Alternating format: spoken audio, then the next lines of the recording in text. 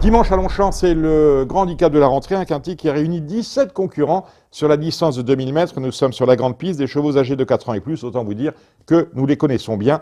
Et on a, dans ces 17 concurrents, deux bases absolues. Tout d'abord, le numéro 4, Mixed Mind, l'entraînement de Joël Boinard, la monte de Yoris Mendizábal. Il reste, lui, sur 3 succès consécutifs. C'est un cheval qui sait tout faire, bon terrain, terrain lourd, PSF, pas PSF, et même à Auteuil où ça s'était mal passé. Cheval qui, s'il était trotteur, dont on dirait qu'il est en gros retard de gain. On reprendra le numéro 7, Bagel. Alors Bagel, lui, s'est imposé à Deauville récemment dans un quintet où il avait franchement couru et gagné en cheval déclassé. Il s'était maintenu en dernière position pratiquement dans tout le parcours. La ligne droite avait été de toute beauté. Il s'était imposé avec de la marge. Le handicapeur ne s'y est pas trompé puisqu'il l'a affublé de 5 kilos. C'est pas rien de pénalité. Donc de base, le 4, Mixed Mind, le 7, Bagel. Ensuite, éventuellement l'As, Magari.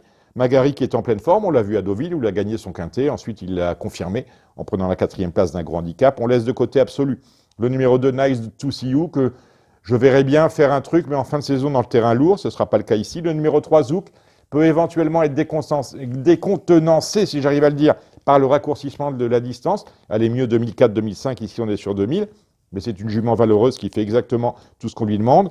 Attention au 5, Pom Pom Palace, qui tourne autour du pot depuis pas mal de temps. Cela fait longtemps qu'il n'a pas déçu, il n'y a aucune raison que ce soit le cas ici. Donc attention à lui. Attention aussi ce Ventaron également, qui aura beaucoup de fraîcheur dans cette compétition, puisqu'il n'a jamais couru que 2 fois cette année, mais qui peut éventuellement être bloqué par une piste trop ferme. Il faut savoir qu'il fait bon en région parisienne, mais également par le fait qu'il préfère sans doute des pistes alourdies. Ce ne sera pas le cas ici. Le numéro 8, In the Lob, c'est une chance régulière. Le 9, Sarandam, exactement. Le 10, Merica, pose problème. Prix en valeur 41, c'est une belle chance, mais c'est son premier handicap. Il est bien placé à la corde, associé à Maxime Guyon. On est obligé de faire confiance à ce représentant d'André Fabre.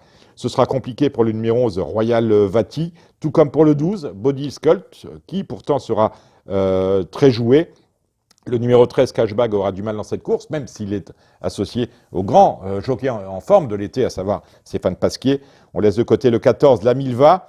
Le 15, Allez Henry, aurait sans doute préféré un engagement de meilleure tenue sur PSF. Ce n'est pas le cas ici.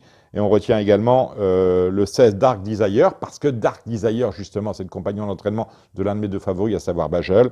Et le 17, Zanil, lui, à mon avis, n'a que peu de choses à voir dans cette course. Donc n'oubliez pas, 2 favoris incontournables dans ce quintet, le 4, Mixed Mind, et surtout le 7, Bagel, qui est tout à fait capable de gagner, en dépit des 10 livres de pénalité encourus pour sa très belle victoire de Villez d'il y a 3 semaines. Allez, on se retrouve la semaine prochaine, même endroit, même heure, pour évoquer notamment dimanche les Arc Trials, autrement dit les préparatoires au prix de l'Arc de Triomphe. Salut!